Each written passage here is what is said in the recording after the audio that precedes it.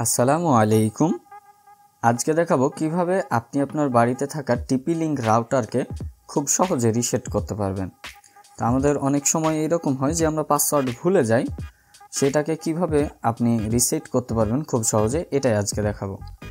তো এটার জন্য আমাদের যে রাউটারটা রিসেট করবেন আপনি, সেই রাউটারটা লাগবে এবং এই রাউটারের পিছনে দেখবেন যে এইখানে রিসেট নামে একটা বাটন আছে। আমি যদি কাছ থেকে দেখাই আপনাদের, এইখানে যদি দেখেন WPS রিসেট নামে একটা বাটন আছে। এই বাটনটাতে আপনাদের চলে আসতে হবে এবং এটাকে 15 সেকেন্ড মতো টিপে ধরে রাখতে হবে, চেপে রাখতে হবে। তো আমরা এখন 15 সেকেন্ড শুরু করি। এখন আমি চাপ দিলাম এবং দেখবেন যে বাতিগুলা যেগুলা জ্বলছে এগুলা সবগুলা অফ হয়ে আবার অন হবে। তখন আমরা বুঝবো হ্যাঁ, এখন আমাদের রাউটারটা রিসেট হয়ে গেছে। আমরা এবার ছেড়ে দিব। এখন আমাদের রাউটারটা রিসেট হওয়া কমপ্লিট। আবার লাইন চলে এসেছে আমাদের রাউটারে।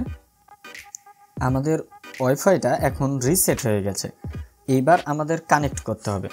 তো কানেক্ট করার জন্য আপনি যে নামটা দেখতে পাচ্ছেন TP-Link 4CE8, এইটাতে ক্লিক করতে হবে এবং এখানে পাসওয়ার্ড চাইবে।